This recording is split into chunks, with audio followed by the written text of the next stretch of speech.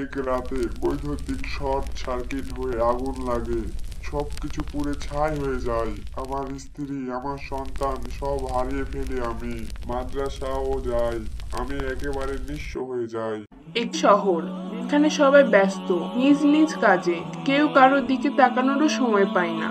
কিন্তু একজন লোক, এক প্রবীণ ভিখারি, প্রতিদিন রাস্তার পাশে বসে থাকেন চুপচাপ। আজকের আমাদের এই গল্পটি সেই ভিক্ষুকের জীবনের সমস্ত উত্থান পতন, তার অতীতের ছাপ আর বর্তমানের সংগ্রাম ইতিহাস নিয়ে। দিনের আলোতে রাস্তার ধারে এক কোনায় চুপচাপ বসে আছেন এক প্রবীণ ভিখারি।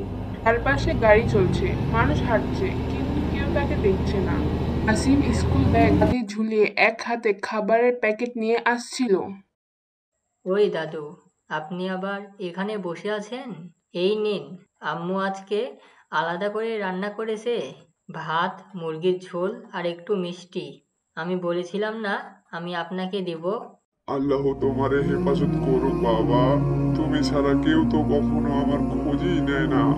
তোমার এই ছোট্ট মুখটা আজ আমার রহমতের দরজা হয়ে এসেছে। আচ্ছা দাদু, আপনার পরিবার নাই?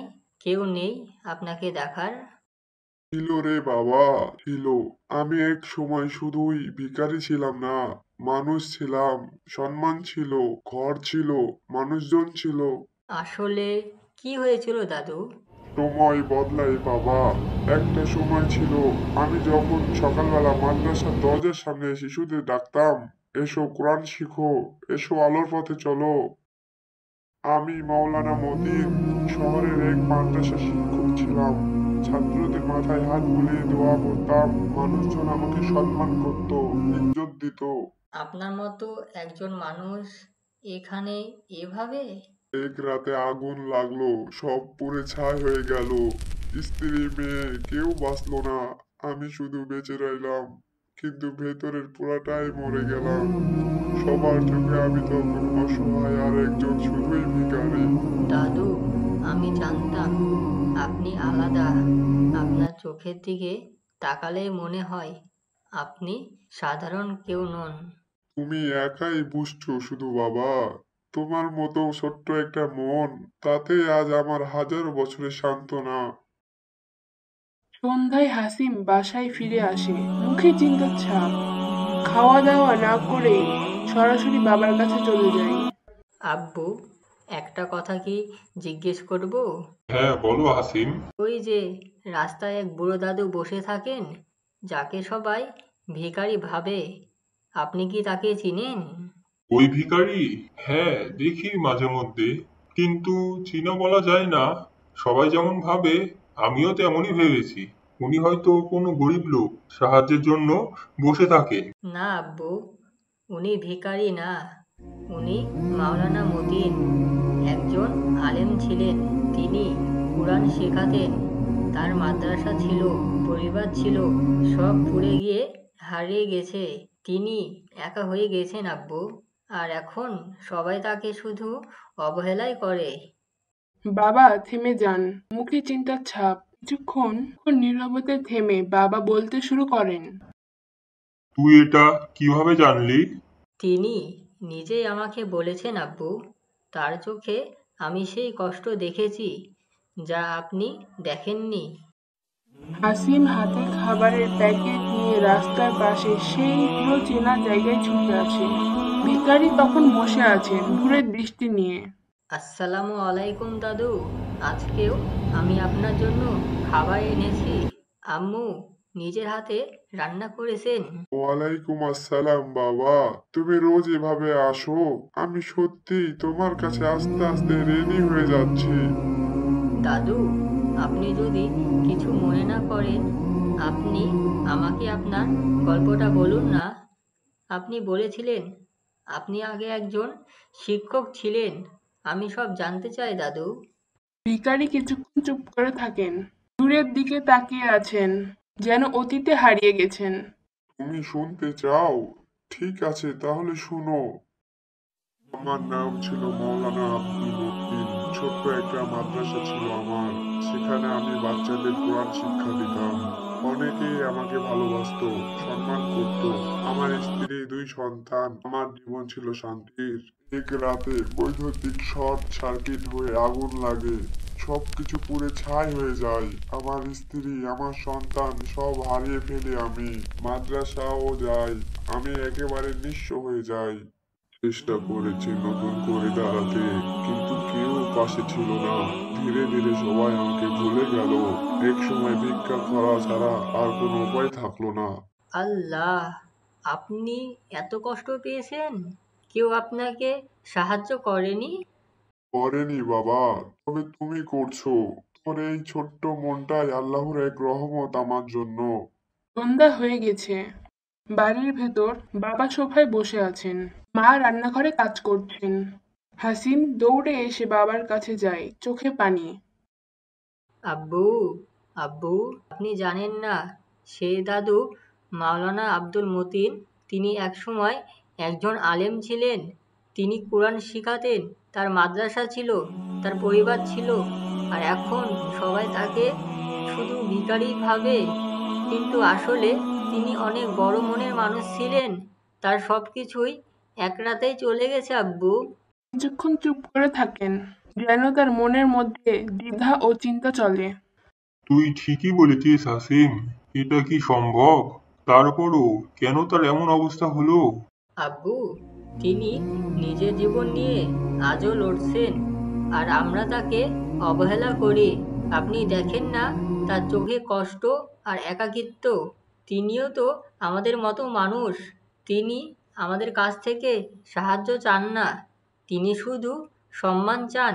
আপনি তো বলেন আব্বু, আমাদের হৃদয় থাকতে হবে, যেন কাউকে অবহেলা না করি। বাবা গম্ভীর মুখে কিছু সময় চুপ থাকেন, ভাবনায় ডুবে যান। তারপর ধীরে ধীরে মাথা নেড়ে বোঝান তিনি ভুল করেছেন। তুই একদম ঠিক বলেছিস হাসিম। এতদিন আমি শুধু বাহ্যিক দৃষ্টিকোণ থেকেই দেখেছি, কখনো ভেবেছিলাম না ভেতরে এত বড় কষ্টও থাকতে পারে। আজকে তোকে দেখে বুঝলাম, আসলে মানুষকে বাহ্যিক চেহারা দেখে বিচার করা ঠিক নয়। হাসিম বাবাকে শান্তির সাথে দেখেন। কিছু সময়ের জন্য নীরবতা। তারপর বাবা উঠে দাঁড়িয়ে আমি তাকে খুঁজে বের করবই। আমি আজই তার কাছে গিয়ে ক্ষমা চাইবো। তারপর আমরা তাকে আমাদের বাড়িতে খাবারের আমন্ত্রণ জানাবো। এটা আমাদের দায়িত্ব। আর তোর প্রেরণার জন্য আমি গর্বিত হাসিম। শহরের ব্যস্ত রাস্তায় বাবা ও হাসিম একসাথে হাঁটছেন, হাতে কিছু উপহার ও খাবারের প্যাকেট নিয়ে। হাসিম কিছুটা উত্তেজিত, বাবার দিকে তাকিয়ে থাকেন। বাবা একটু চিন্তিত এবং ভিখারির কথা ভাবছেন। আব্বু, আপনি নিশ্চিত তো? আমি চাই আপনি তাকে ভালোভাবে বুঝিয়ে বলুন, আর আমরা তাকে সত্যি হৃদয় দিয়ে সাহায্য করব, ইনশাআল্লাহ। হ্যাঁ বাবা, আমি নিশ্চিত আমরা সবাই ভুল করেছিলাম, কখনো তার কষ্টের দিকে মনোযোগই দেইনি। আজই আমাদের শুদ্ধ হওয়া উচিত। তুমি যেভাবে তাকে ভালোবাসো তা আমার জন্য শিক্ষার মতো। হাসিম একটু অবাক হয়ে তার বাবার দিকে তাকায়। তখন তারা পৌঁছায় সেই জায়গায় যেখানে ভিখারি বসে থাকেন। ভিখারি তখনও বসে, মুখে এক ধরনের শান্তি ও নীরবতা। বাবা ধীরে ধীরে ভিখারির কাছে এগিয়ে যান এবং নম্রভাবে বলতে শুরু করেন, মাওলানা সাহেব, দয়া করে আমাদের কাছে আসুন। আমরা জানি আপনাকে ভুল বুঝে এসেছি। আপনার জন্য আমাদের হৃদয়ে যথেষ্ট সম্মান রয়েছে। অনেকদিন হয়ে গেছে আপনি যে কষ্টের মধ্য দিয়ে গিয়েছেন তা বুঝতে পারিনি। আমরা আপনাকে নিজ বাড়িতে আমন্ত্রণ জানাচ্ছি। দয়া করে আমাদের মেহমান হন। ভিখারি চুপচাপ দাঁড়িয়ে থেকে বাবার কথাগুলো শুনে। চোখে এক ধরনের বিষম্য দেখা যায়। তারপর তিনি একটু থেমে যান এবং চাপা কণ্ঠে বলেন, আল্লাহ, এটা কি সত্যি? আমার জীবনে এমন পরিবর্তন আসবে কখনো ভাবিনি। এই ছোট্ট ছেলেটি যেন আমার জন্য ফেরেশতা হয়ে এসেছে। অল্প কিছু সময় আগে আমি শুধু অন্ধকারে ছিলাম, আর আজ আল্লাহ আমাকে এমন ভালোবাসা দিচ্ছে। আল্লাহ আমাদের সকলকে সুপথ দেখান। আপনারা আমাকে সম্মান জানিয়ে যে ভালোবাসা দিলেন তা আমি কখনো ভুলবো না। আমি আপনার কাছে আসবো ইনশাল্লাহ। আর তার ফাটা ঠোঁট দিয়ে শুধু একটাই শব্দ বের হলো, পানি, এক ফোঁটা পানি। সূর্যের প্রচন্ড তাপে সাহারা মরুভূমি যেন জ্বলন্ত আগুন হয়ে উঠেছে। বালুর উপর সূর্যের কিরণ প্রতিফলিত হয়ে চারিদিকে ধোঁয়া ধোঁয়া এক বিভ্রম সৃষ্টি করেছে। মরীচিকার সেই প্রতিচ্ছবিতে দূর থেকে মনে হয় যেন পানি রয়েছে, কিন্তু বাস্তবে তা কেবল মরুভূমির প্রতারণা। এমনই এক দিনে আব্দুল নামক এক তরুণ ব্যবসায়ী উটের পিঠে চড়ে তার যাত্রাপথ পাড়ি দিচ্ছিল। তার গন্তব্য পাশের শহর, যেখানে সে কিছু মূল্যবান পণ্য সংগ্রহ করবে। আব্দুল বালু ঝড়ের ভয় এড়ানোর জন্য দ্রুত এগিয়ে যেতে চাইছিল, কিন্তু ভাগ্য তাকে এক ভিন্ন পথে নিয়ে যেতে চেয়েছিল। একসময় সে দূরে একটি অবময় দেখতে পেল। প্রথমে মনে হলো মরীচিকা, কিন্তু কিছুক্ষণ তাকিয়ে থাকার পর বুঝতে পারলো ওটা কোনো মরীচিকা নয়, একজন মানুষ।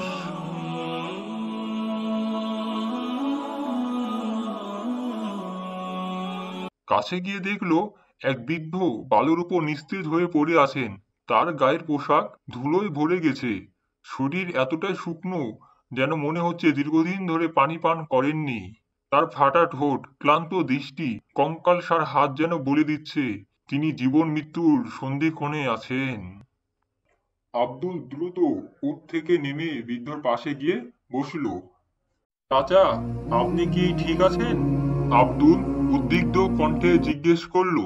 বৃদ্ধ অনেক কষ্ট করে চোখ খুললেন, আর তার ফাটা ঠোঁট দিয়ে শুধু একটাই শব্দ বের হলো, পানি, এক ফোঁটা পানি। আব্দুল তার পানির পাত্র খুলল। পাত্রের ভেতরে অল্প পানি বাকি ছিল। সে জানতো সামনে তার জন্য দীর্ঘ পথ অপেক্ষা করছে, যেখানে পানির ব্যবস্থা নিশ্চিত নয়। কিন্তু এই অসহায় বৃদ্ধের দিকে তাকিয়ে আব্দুল এক মুহূর্ত দ্বিধাবোধ করল না। সে পানি বৃদ্ধের ঠোঁটের কাছে নিয়ে দিল।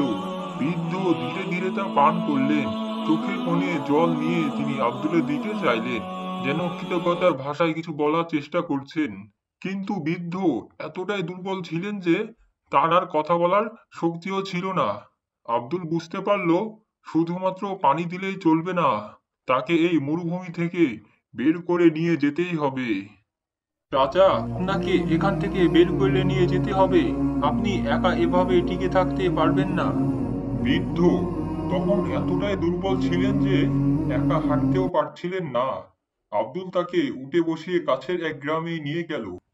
গ্রামে পৌঁছানোর পর কিছু গ্রামবাসী বৃদ্ধকে দেখে অবাক হয়ে গেল। তারা দ্রুত তাকে সাহায্য করলো। কেউ পানি নিয়ে আসলো, কেউ খাবার। ধীরে ধীরে বৃদ্ধের চেহারায় প্রাণ ফিরে এলো। পরের দিন সকালে বৃদ্ধ পুরোপুরি সুস্থ না হলেও অনেকটা স্বাভাবিক হলেন। তিনি আব্দুলকে ডেকে বললেন, তোমার দয়ার ঋণ আমি কখনো শোধ করতে পারবো না বাবা। আব্দুল হাসি মুখে বলল, আচ্ছা, আমি শুধু আল্লাহর সন্তুষ্টির জন্য আপনাকে সাহায্য করেছি, এর জন্য কিছু চাই না। বৃদ্ধ গভীর দৃষ্টিতে আব্দুলের দিকে চাইলেন, তারপর মৃদু হাসলেন। তাহলে আমি নিজে থেকেই তোমার জন্য কিছু করব। বলে তিনি চুপ হয়ে গেলেন। কিছুদিন পর আব্দুল তার নিজের শহরে ফিরে এলো। স্বাভাবিকভাবেই সে আবার তার ব্যবসার কাজে মন দিল। কিন্তু অদ্ভুতভাবে সে লক্ষ্য করলো তার ব্যবসায় এক রহস্যময় উন্নতি হচ্ছে। তার দোকানে হঠাৎ করে অনেক বড় বড় ব্যবসায়ী আসতে শুরু করলো। অল্প দিনের মধ্যেই তার লাভ দ্বিগুণ হয়ে গেল। একদিন তার বন্ধু ইমরান অবাক হয়ে জিজ্ঞেস করলো, আব্দুল, হঠাৎ করে তোমার ব্যবসা এত ভালো চলছে কিভাবে? এত বড় বড় ব্যবসায়ীরা কেন তোমার কাছ থেকে পণ্য কিনছে? আব্দুল সত্যিই জানতো না, কিন্তু কিছুদিন পর সে জানতে পারল যে বৃদ্ধকে সে সাহায্য করেছিল তিনি আসলে ছিলেন এক ধনী ব্যবসায়ী। বৃদ্ধ তার কৃতজ্ঞতা প্রকাশের জন্য গোপনে তার ব্যবসার প্রসার ঘটানোর ব্যবস্থা করেছিলেন। প্রিয় দর্শক, মানবতা সেবা কখনো বৃথা যায় না। একটি ছোট্ট ভালো কাজও জীবন বদলে দিতে পারে।